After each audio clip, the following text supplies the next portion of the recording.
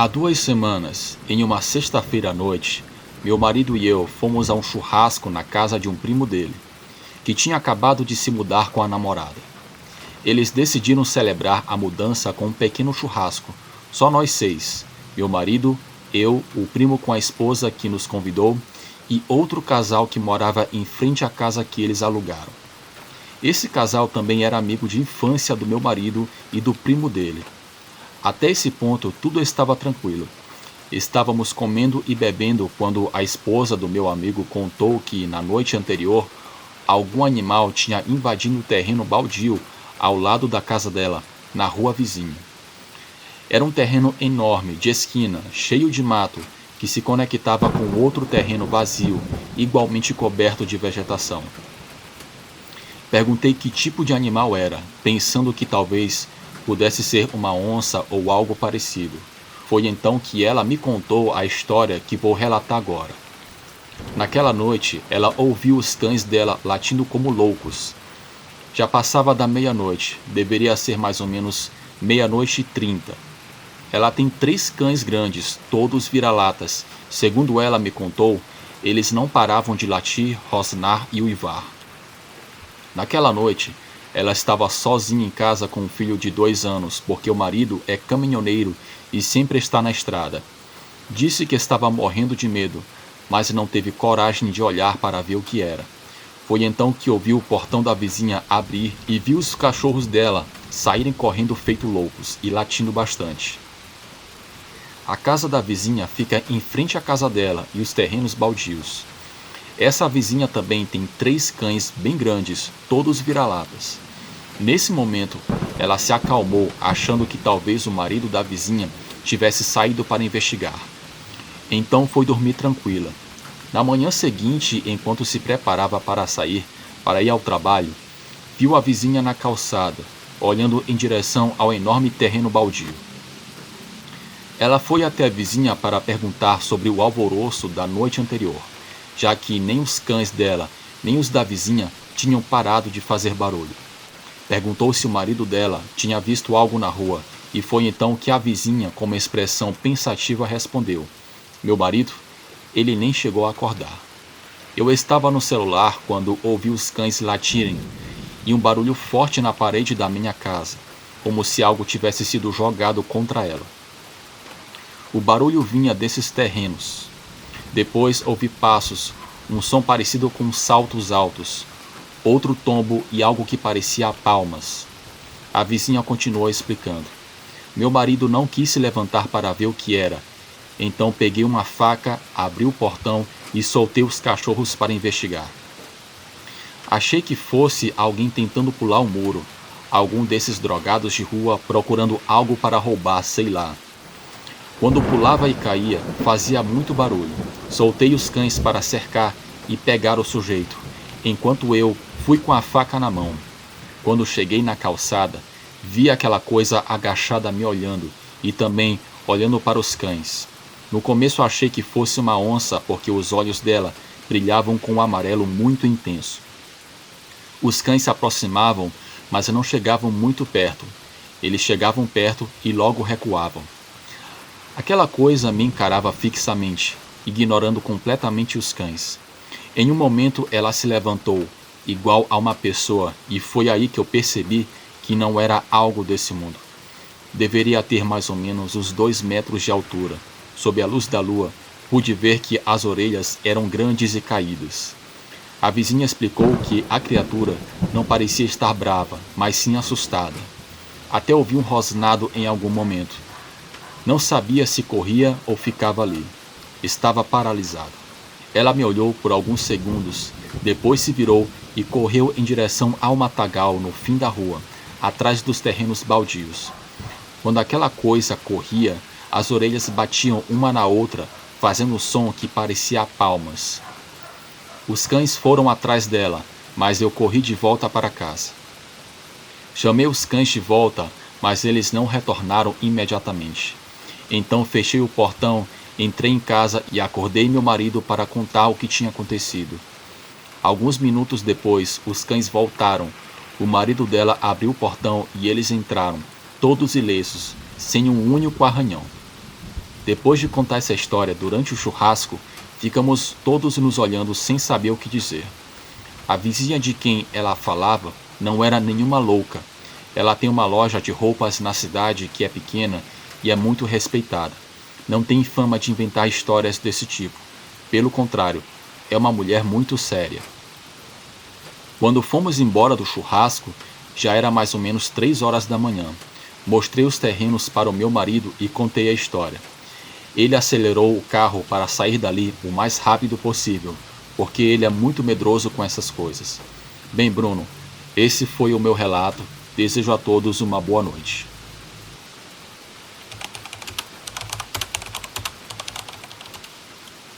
Olá pessoal do canal, eu vim aqui contar um relato que aconteceu na nossa família e que eu só fiquei sabendo há pouco tempo depois da morte da pessoa que se transformou em animal.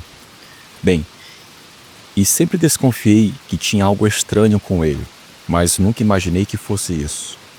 Tudo começou há muitos anos, antes mesmo da minha mãe nascer. Meu avô já tinha uma pequena chácara, um pedaço de terra que ele herdou do pai. Ele era jovem na época e tinha acabado de se casar com a minha avó. A chácara ficava bem perto da cidade e de vez em quando alguns ciganos passavam por lá, acampavam por um tempo e depois iam embora.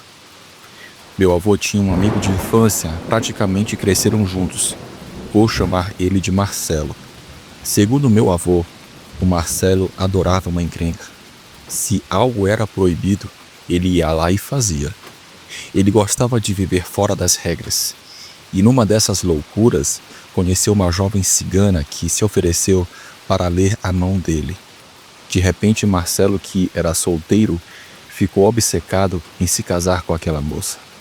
E a cigana, que era mais doida que ele e atrevida, aceitou na hora. Quando meu avô soube dessa nova ideia do Marcelo, avisou que isso não ia acabar bem, porque normalmente os ciganos não aceitavam casamento com gente de fora da comunidade. E naquela época, as coisas eram muito mais rígidas. Mas Marcelo não quis saber de conselho e fugiu com a cigana. Segundo meu avô, ele até estava bem de vida, tinha casa própria e os pais dele eram comerciantes. Pena que faltava parafuso na cabeça de Marcelo. Ele pegou suas economias e sumiu com a cigana. A família da moça ficou furiosa e passou muito tempo procurando por eles na cidade. De tempos em tempos, apareciam por lá tentando encontrá-los. Depois de uns 5 anos, Marcelo reapareceu para visitar meu avô na chácara. Nessa altura, ele já tinha virado praticamente um cigano também. Vivia de cidade em cidade, dormia em barracas sob a lua e sobrevivia com o dinheiro que a esposa ganhava lendo a mão das pessoas nas ruas e com o aluguel da casa dele. A mãe dele, que morava na cidade, mandava dinheiro todos os meses. E ele ainda tinha uma conta no banco. Já tinha formado uma família e era pai de 2 meninos. Parecia que ele finalmente tinha encontrado o jeito dele de viver, levando essa vida nômade. Ele pediu para meu avô deixar ele montar a barraca na chácara, porque ele precisava ficar alguns dias na cidade para resolver uns assuntos com os pais e a esposa não queria ficar na cidade. Além disso, ele queria se esconder, já que a família da mulher ainda estava atrás dele e tinha jurado acabar com ele. Meu avô topou e deixou ele montar a barraca mais afastado da casa, perto de umas árvores, onde ficaria mais escondido. Minha avó não gostou muito da ideia, porque não queria problemas com os ciganos, ainda mais estando grávida do primeiro filho. Mas meu avô garantiu que seriam só alguns dias e logo eles iriam embora. Só que com Marcelo nada era previsível. O que era para ser poucos dias virou 1 mês e ele não foi embora. Ele não incomodava os meus avós, mas o problema era a família da mulher, que podia aparecer a qualquer momento e causar problemas. E foi exatamente o que aconteceu. Alguém descobriu que eles estavam acampados lá e avisou a família da cigana, que apareceu para levar a mulher e os filhos embora, além de acabar de vez com Marcelo. Meu avô contou que só ouviu os gritos, e quando saiu, viu Marcelo amarrado numa árvore, pelado, e 2 ciganos dando chicotadas nele.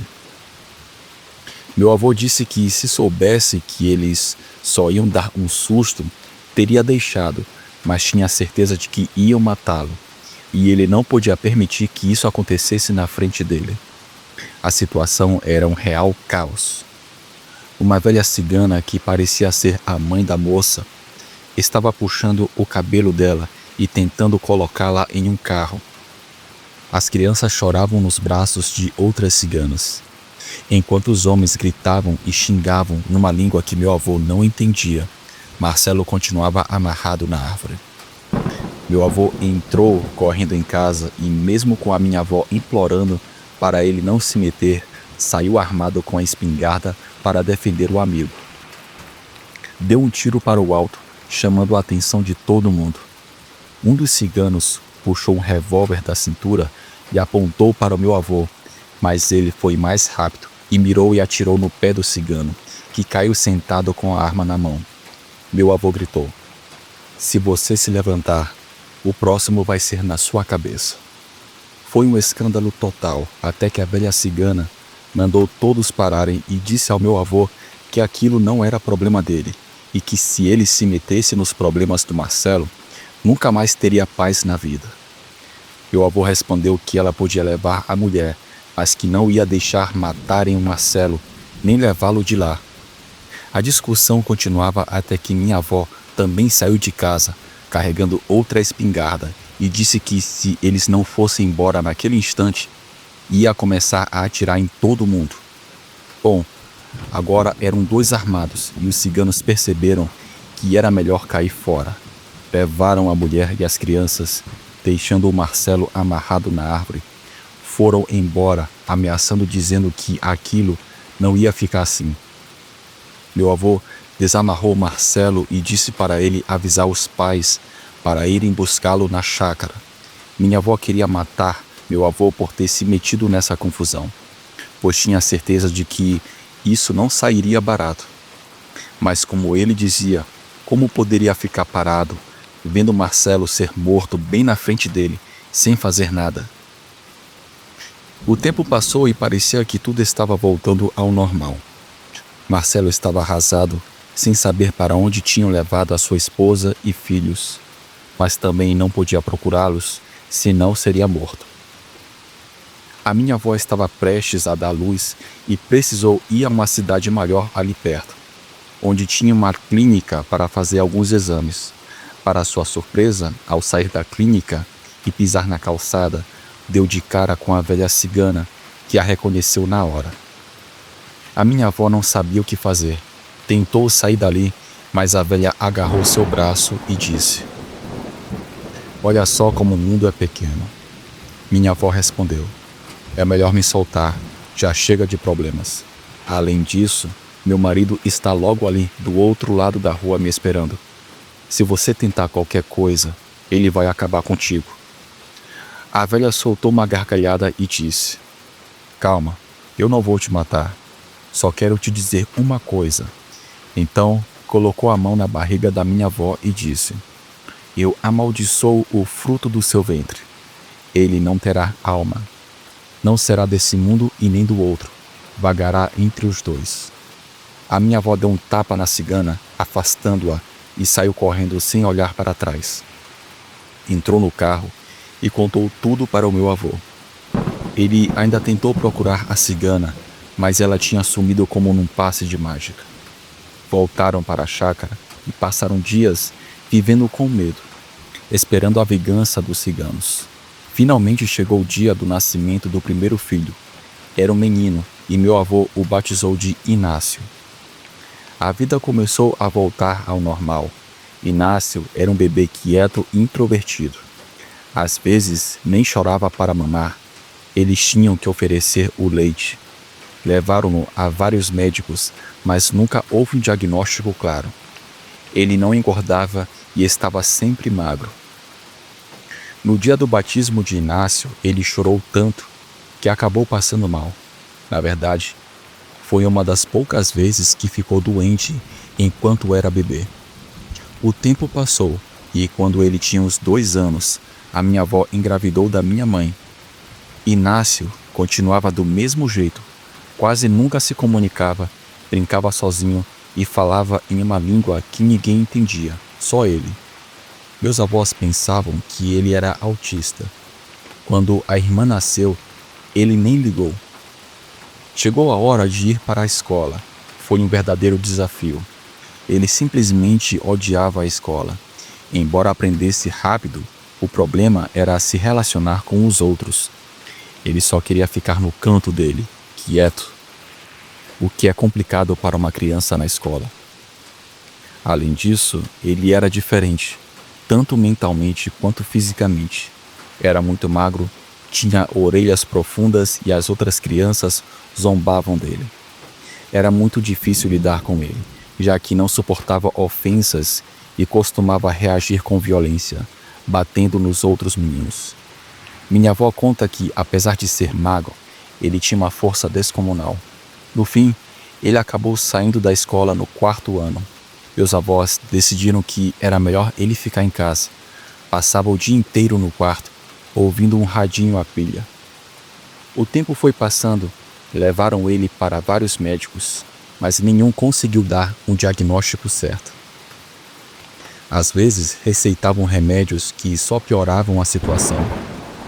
Então meus avós começaram a se conformar, aceitando que ele sempre seria daquele jeito.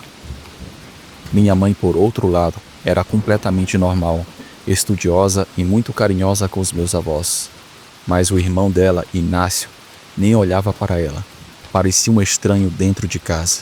As coisas começaram a ficar ainda mais estranhas quando Inácio fez 16 anos. Ele acordava no meio da noite gritando, todo suado. Era difícil acalmá-lo. Meu avô teve que levá-lo várias vezes ao hospital de madrugada com febres de até 40 graus. Mas ele não reclamava de nada e não parecia ter nenhuma doença. Faziam exames e não encontrava nada anormal. E a febre sumia tão de repente quanto aparecia. Essas crises aconteciam só à noite. Foi durante uma dessas crises que aconteceu algo extremamente estranho e assustador. O mais assustador que meus avós já tinham visto na vida. Numa noite, Inácio começou a suar de um jeito absurdo, como se estivesse pegando fogo por dentro. Minha avó o levou para o chuveiro, tentando baixar a temperatura com água fria. Foi ali que ele começou a se contorcer de uma maneira bizarra, como se o sangue dele estivesse fervendo sob a pele. A pele dele escureceu e o rosto se transformou em algo grotesco. Ele se encolheu debaixo da água, parecendo um animal rosnando. Meus avós não conseguiam acreditar no que estavam vendo. Inácio ficou ali, encolhido durante o resto da noite. Meu avô disse que, quando o galo cantou, ao amanhecer, ele começou a se retorcer de novo e, aos poucos, voltou ao normal. Dá para imaginar o que os meus avós sentiram vendo aquilo. Eles sabiam que precisavam de respostas e tinham certeza que aquilo não era uma doença, mas sim algo espiritual. O problema era como falar com o padre da cidade sobre aquilo sem correr o risco de perder Inácio para algum lugar de onde nunca mais ele voltaria. Eles sabiam que a igreja lidava com esse tipo de coisa de um jeito diferente. Minha avó decidiu procurar uma antiga conhecida, uma curandeira. Confiando nela, perguntou o que poderia ser e o que estava acontecendo. A mulher disse que aquilo era o resultado de um feitiço, um trabalho feito por gente poderosa, e indicou uma pessoa de confiança para conversar. Os meus avós foram até o endereço que a curandeira deu. Era uma casa simples, mas bem cuidada, toda pintada de branco. Ao entrar, viram uma sala com uma mesa no centro e algumas cadeiras ao redor. Foram recebidos e convidados a se sentar. Pouco tempo depois, apareceu uma mulher com um avental branco e um sorriso no rosto. Ela se chamava Alcira. Sentou-se à mesa, olhou para os meus avós e disse rapidamente: "Quem deveria estar aqui não veio. Mas como eu posso ajudar? Minha avó, meio desconfortável, contou tudo o que tinha acontecido. Alcira ouviu e disse: Olha, o que fizeram com seu filho foi uma maldade enorme. Ele foi amaldiçoado quando ainda era bebê. E o que ocupa o corpo dele é um espírito muito imperfeito. É por isso que ele age dessa forma, de um jeito primitivo. Ele tenta voltar à sua forma primitiva. Foi então que minha avó se lembrou da maldição da cigana e mencionou isso para Alcira. A mulher apenas confirmou o que ela já temia. Infelizmente, teriam que conviver com aquilo, porque não era uma possessão comum, mas sim algo que fazia parte do próprio Inácio. Ela explicou que algumas orações e cuidados poderiam ajudar a aliviar as crises, mas que seria necessário muito esforço para que ele levasse uma vida o mais normal possível. Caso conseguissem, as crises poderiam diminuir. Alcira contou que esses casos eram mais comuns do que se imaginava, e que cada alma imperfeita manifestava seus defeitos de uma maneira diferente. No caso de Inácio, ele estava se transformando numa besta. Meus avós saíram de lá devastados. Tudo aquilo, sem dúvida, era a culpa da cigana que lançou a maldição, mas meu avô também se sentia responsável, acreditando que tudo só aconteceu porque ele defendeu Marcelo naquela noite. Os anos passaram e meus avós se tornaram reclusos, vivendo apenas para cuidar de Inácio. De vez em quando, ele ainda se transformava naquela criatura. A cada ano que passava, ele ficava mais estranho. Seu corpo ficava cada vez mais peludo, as unhas grossas e a pele mais dura e áspera. Ele sempre continuava magro, mas o curioso é que ele nunca ficava doente. Tinha uma saúde de ferro. Minha mãe terminou os estudos e se mudou para uma cidade próxima, onde havia uma universidade. Ela só voltava para o sítio durante as férias. Com o passar dos anos, Inácio, em vez de ficar sempre dentro de casa como antes, começou a fugir durante a noite. Só voltava no dia seguinte, sujo e com a roupa toda rasgada. Apesar de tudo, nunca machucou ninguém. Minha mãe dizia que ele tinha medo dele. E logo começaram a circular boatos na região sobre um animal estranho rondando os sítios próximos. Diziam que parecia um cachorro sarnento que corria pela noite, assustando os animais. Foi então que meu avô começou a trancar Inácio todas as noites porque nunca se sabia quando ele iria se transformar e fugir. Ele tinha medo de que meu tio machucasse alguém ou que algum dia um fazendeiro pudesse atirar nele. Bom, daqui para frente vou contar a minha experiência pessoal. Sempre achei estranho a forma como os meus avós tratavam esse meu tio. Mas para mim, ele só tinha algum problema mental. Eu sempre quis visitar o sítio, mas a minha mãe evitava. Ela dizia que a presença de outras pessoas piorava o estado do meu tio. Meus avós também nunca participavam das reuniões de família e não recebiam visitas no sítio. Raramente eu fui até lá com a minha mãe durante o dia. Vi meu tio poucas vezes, mas sempre que passava pela porta do quarto dele, ele estava escutando música. Ele passava o dia inteiro ouvindo rádio. O curioso é que isso nunca me chamou a atenção, porque desde pequeno fui criado assim, vendo os meus avós poucas vezes. Para mim parecia normal. Meu tio faleceu há mais ou menos uns 4 anos. Simplesmente morreu dormindo. Foi então que minha mãe decidiu me contar toda a história. Meus avós ainda estão vivos e agora, pelo menos, participam mais da nossa vida. Numa visita recente ao sítio, entrei no quarto do meu tio. Lá vi marcas que pareciam de garras nas paredes, argolas incrustadas no chão e várias fechaduras nas portas, coisas que não são normais para um quarto comum. E sobre o Marcelo, depois de um tempo, ele conseguiu reencontrar sua esposa. Ela fugiu da família e foi atrás dele. Hoje em dia, Marcelo se tornou um homem religioso, participa de uma igreja e vive na cidade. Os dois mudaram completamente. Nem parecem mais ter sido ciganos um dia.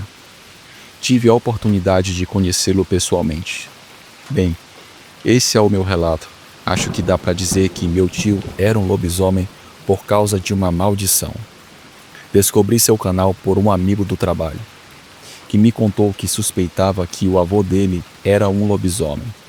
Como confio muito nele, decidi contar minha história e disse que iria escrever para você, para que você possa narrar no seu canal. Acho que em breve ele fará a mesma coisa. Ele vai te mandar o relato dele. Boa noite.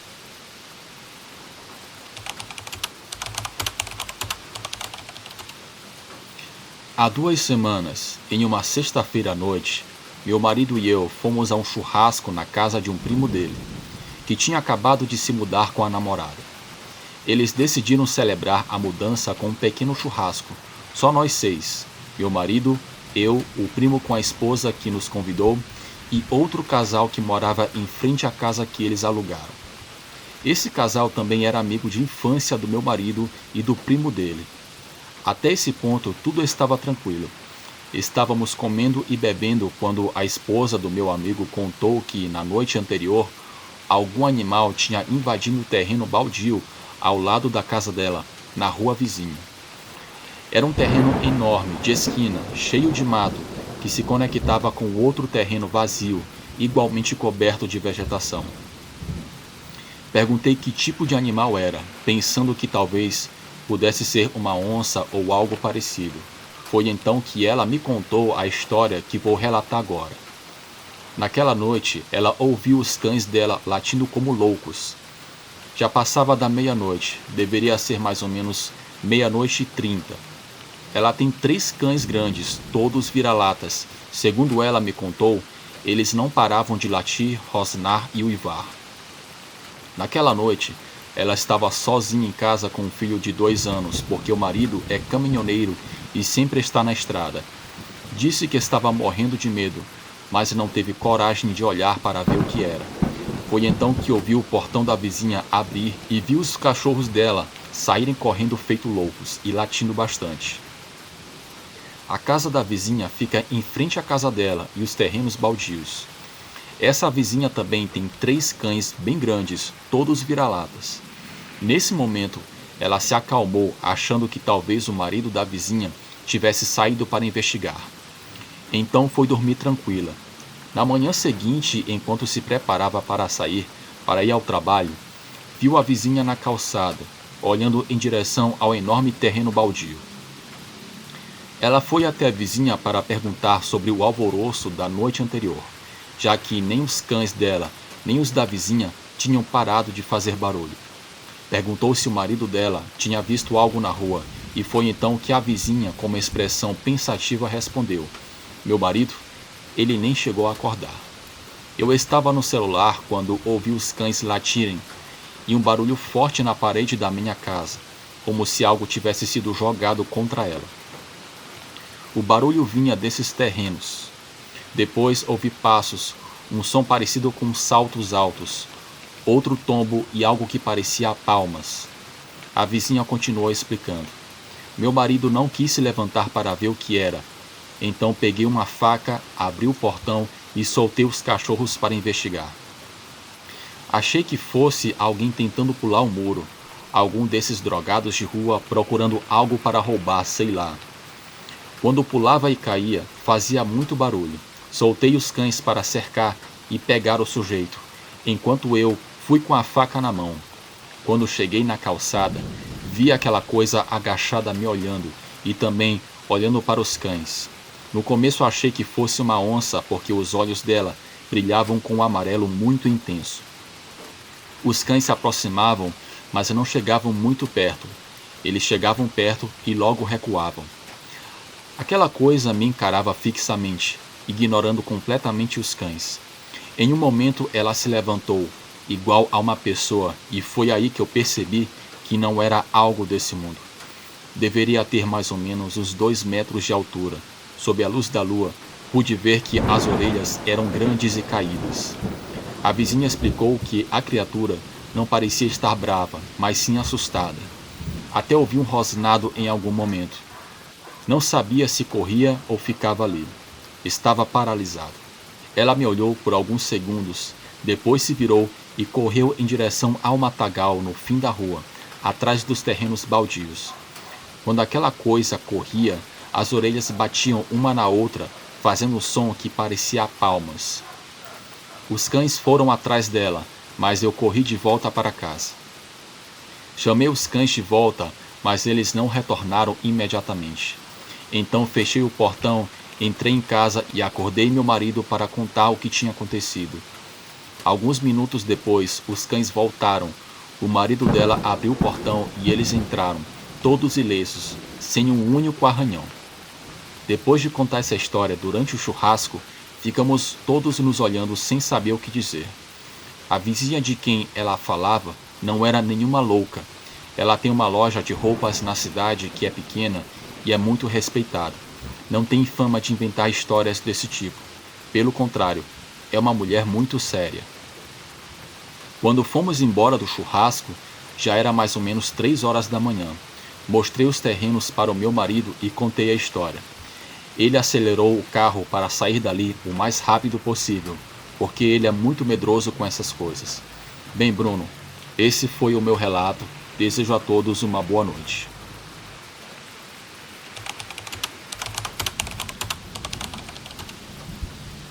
Olá a todos do canal Relatos do Frank. Eu nunca tive interesse pelo sobrenatural até que recentemente aconteceu algo que não tem explicação. Embora não tenha acontecido diretamente comigo, tive contato com a pessoa que viveu essa história. Eu sou médica em uma pequena cidade no norte do Ceará. Certa noite, enquanto eu estava de plantão na emergência, trouxeram um policial em um estado de pânico. Ele tremia, suava e seu rosto mostrava um terror indescritível. Seu superior, visivelmente perturbado, me disse: "Doutora, não sei como explicar, mas ele está assim porque viu um preso se transformar em um cachorro. O preso fugiu, não sabemos onde ele está, já procuramos por toda a parte." A princípio pensei que o policial tivesse sofrido algum tipo de colapso nervoso, mas em seguida começaram a surgir outros relatos de moradores que afirmavam ter visto o mesmo cachorro preto rondando suas propriedades. Logo depois começaram a desaparecer animais de fazendas da região, aumentando ainda mais o medo que já tomava conta do povoado. A situação piorou quando mais policiais relataram encontros com o cachorro. Todos descreviam o mesmo animal, falavam sobre seu tamanho, sua presença ameaçadora e até mencionaram que sempre que tentavam capturá-lo, o cachorro simplesmente desaparecia na escuridão. Com o passar dos dias, o povoado mergulhou em uma espécie de paranoia coletiva. As pessoas evitavam sair à noite. Foi então que um dos meus pacientes, um idoso que viveu a vida toda na cidade, me contou que essas histórias não eram novas. Segundo ele, de tempos em tempos, esse cachorro preto aparecia sempre após alguém perder a vida em circunstâncias misteriosas. O idoso me falou sobre um bruxo, uma lenda local sobre um ser que pode se transformar em animal para causar o mal. Era algo que fazia parte do ciclo de eventos que às vezes acontecem em lugares assim, onde histórias mais antigas se misturam com a realidade. Alguns dias depois, recebi uma mensagem de um dos policiais envolvidos. Ele decidiu compartilhar comigo sua versão do que havia acontecido e me enviou seu relato. No relato, ele afirma claramente que viu um homem se transformando em um cachorro e vagando pelos arredores do povoado. O que mais me impactou foi a calma com que o animal se movia, como se soubesse que não havia nada a temer. O policial me contou que, após enviar o seu relato, decidiu abandonar o cargo e se mudar com a sua família para outro lugar. Ele não queria continuar vivendo em um local onde algo assim podia acontecer sem explicação lógica. Os desaparecimentos finalmente pararam, embora o preso nunca tenha sido encontrado, nem houvesse mais notícias sobre o cachorro. Porém, o medo ficou marcado na memória de todos que viveram aqueles dias. Desde que recebi esse relato, penso muito no que aconteceu. Não sei o que vi era real ou apenas coincidência. Mas o que sei é que essas histórias, que antes me pareciam apenas lendas, agora parecem muito mais possíveis. Afinal, há coisas que acontecem na escuridão que nem sempre têm uma explicação lógica. E foi por isso que decidi compartilhar essa história com vocês. Porque às vezes o mais assustador não é o que vemos, mas aquilo que não conseguimos entender.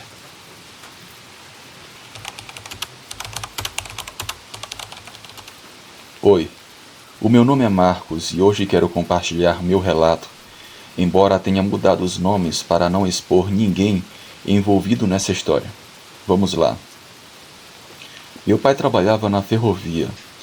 Ele era mecânico das máquinas que colocavam os trilhos, pedras e tudo mais que fosse necessário para o trem passar.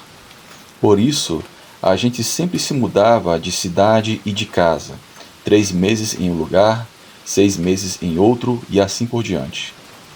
Quando minha mãe se casou com meu pai, ela já tinha 3 filhos. Meu pai, por sua vez, tinha 2 filhos do primeiro casamento. Depois que eles se casaram, tiveram mais 2 filhos, minha irmã e eu, que sou caçula. O que aconteceu foi no final do ano letivo. Minha mãe mandou todos os meus irmãos passarem férias na casa dos meus avós e eu fiquei sozinho com ela porque eu era o mais novo. Tínhamos acabado de nos mudar para uma cidadezinha no interior de Minas Gerais. Fomos morar numa casa antiga de fazenda, perto dos trilhos do trem. Essa casa estava destinada a ser demolida porque ficava muito perto dos trilhos, mas como ainda faltava alguns quilômetros para as máquinas chegarem naquela área, a empresa nos permitiu ficar lá até que fosse derrubada. Minha mãe era uma mulher de personalidade forte. Ela enfrentava qualquer coisa do jeito dela, com muita coragem, mas também sabia ser carinhosa. Quem a conhecia sabia que não era uma boa ideia contrariá-la. Ela cresceu numa fazenda no interior do Paraná e desde pequena aprendeu a atirar, ficando muito habilidosa. Sua pontaria era certeira, fosse com uma arma ou como chinelo. O meu pai costumava trabalhar em lugares bem isolados. Ele comprou espingardas, na verdade 2 espingardas, para que pudéssemos nos defender de qualquer animal selvagem ou qualquer outra ameaça inesperada. A casa era daquelas bem antigas, com portas enormes de madeira grossa e janelas robustas, também feitas de tábuas pesadas, travadas com trancas de madeira. A sala era enorme, com móveis rústicos de madeira e um tapete marrom já bem gasto. Dela saía um corredor que levava a 4 quartos no final do caminho. Também tinha um banheiro pequeno e uma cozinha enorme com um fogão a lenha. A porta da cozinha era igual à da sala, de madeira grossa, mas tinha algumas frestas por onde dava para ver o lado de fora.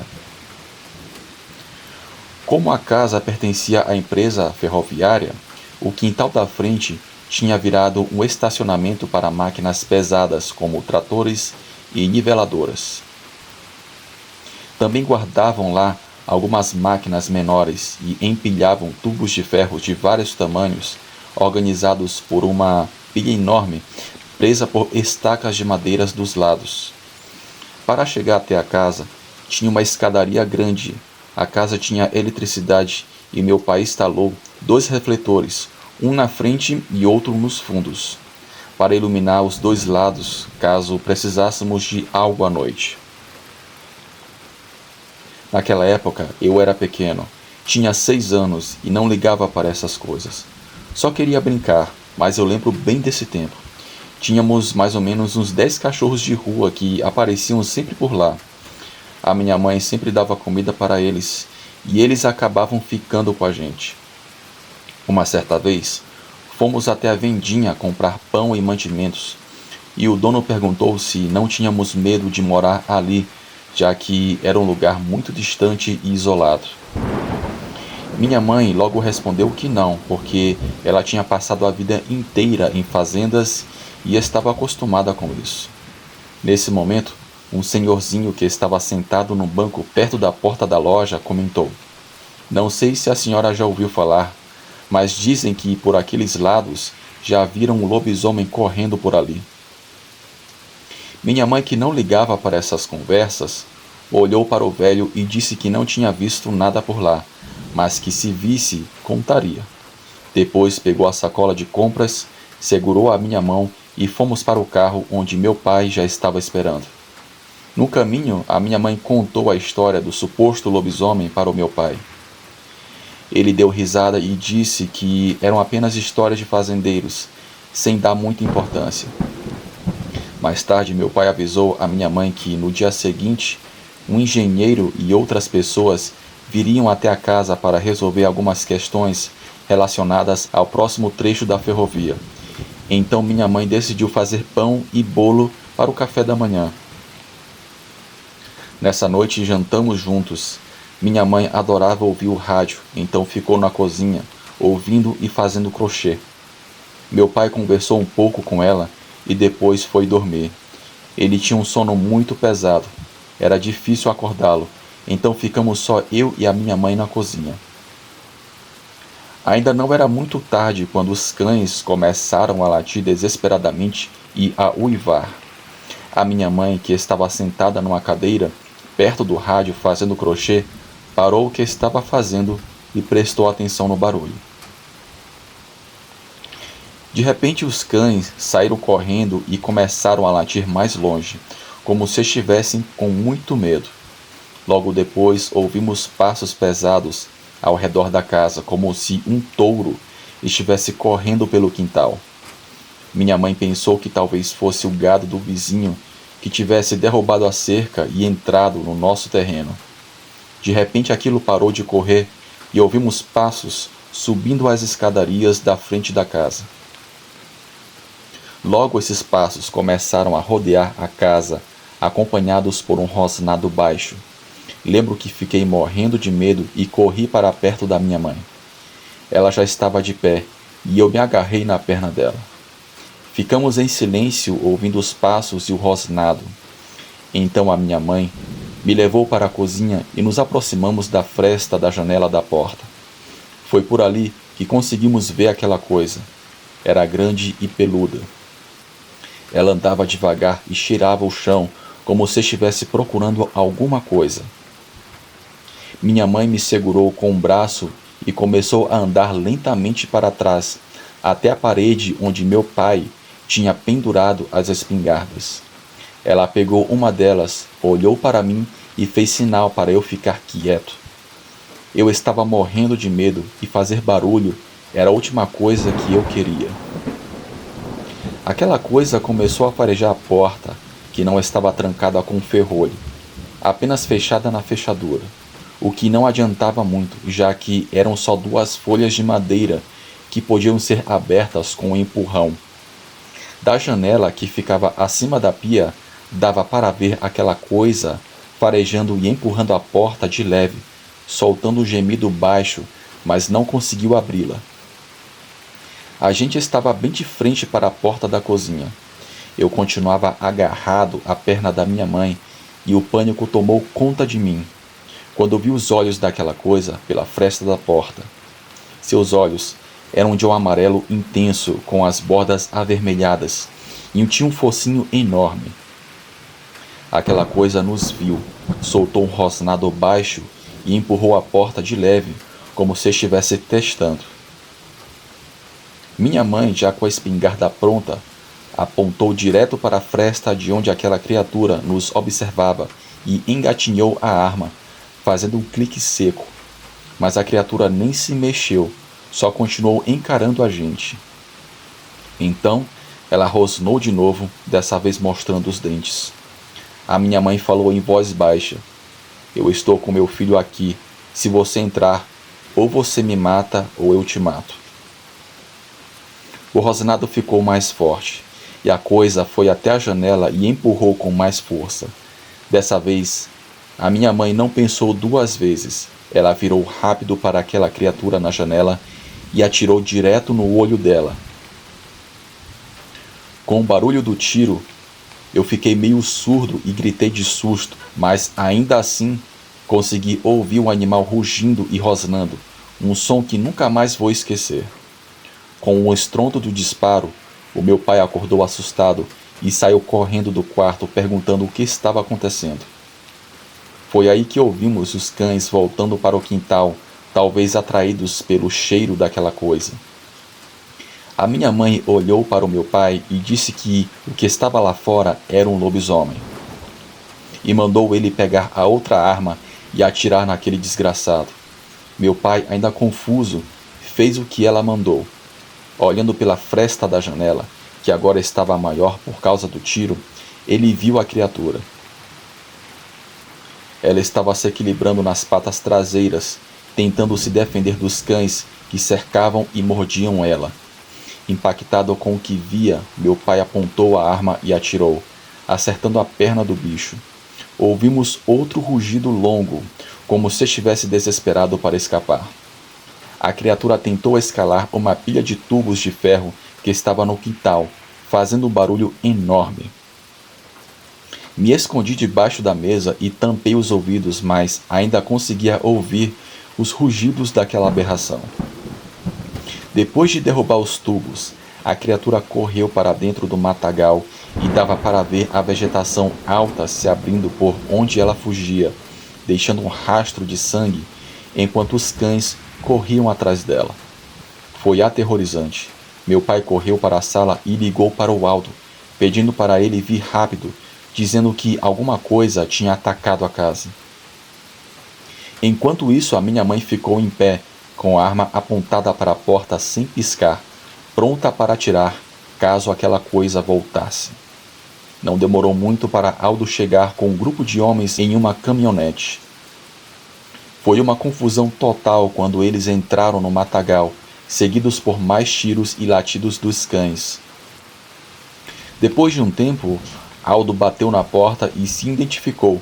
Minha mãe abaixou a arma e deixou ele entrar. Ele estava com um revólver na mão e os olhos arregalados, e perguntou se estávamos bem. A minha mãe colocou a espingarda de volta no suporte da parede e respondeu que sim, que estávamos bem. Depois a minha mãe me tirou debaixo da mesa e me colocou no colo. Meu pai olhava para o quintal com os refletores acesos. A cena era um caos. Havia tubos espalhados por toda a parte. Os cães estavam feridos, com cortes pelo corpo, e um rastro de sangue ia da varanda até as escadas do quintal. Alguns homens surgiram do matagal, seguindo uma trilha de sangue que ainda era bem visível. Eles acreditavam que aquele desgraçado tinha fugido pulando no rio e provavelmente desaparecido na outra margem. A minha mãe apenas me olhava e me abraçava dizendo que estava comigo e que aquela criatura não iria me pegar. É lógico que ninguém dormiu naquela noite. Os homens ficaram apertados entre a sala e a cozinha, enquanto eu me deitei com a minha mãe no quarto. Meu pai comentou que sairíamos dali o mais rápido possível e que procuraria outra casa para a gente. Na manhã seguinte, conseguimos ver melhor a bagunça na varanda. A porta e o piso estavam danificados e as colunas que sustentavam a estrutura tinham enormes arranhões, como se um animal muito grande tivesse passado as garras ali. Todos sabíamos que não poderia ter sido uma onça ou qualquer outro felino. Era algo diferente de tudo que qualquer pessoa já tinha visto. Seja lá o que fosse aquela coisa, ela conseguia ficar em pé sobre duas patas e correr apenas com as patas traseiras como uma pessoa. Alguns dias depois, meu pai conseguiu outra casa e nos mudamos. Um dia fomos comprar farinha no pequeno mercado da região e o vendedor perguntou se tinha sido a minha mãe, a mulher que enfrentou o suposto lobisomem. A minha mãe, que estava de mau humor e sem paciência, respondeu que sim, que tinha sido ela, e lamentou que a criatura tivesse escapado. Em um tom sarcástico, disse que queria uma nova decoração para a casa, pois o couro de lobisomem era excelente para tapetes. Antes de sair, ela contou para um senhor que estava por perto e disse que, se visse um cachorro grande mancando pela região, não hesitaria em atirar porque aquele desgraçado era o lobisomem. Esse é o relato da minha família. Algo que aconteceu quando eu era criança, mas que me marcou profundamente. Acredito que aquela coisa era de fato um lobisomem, embora não tenha como comprovar.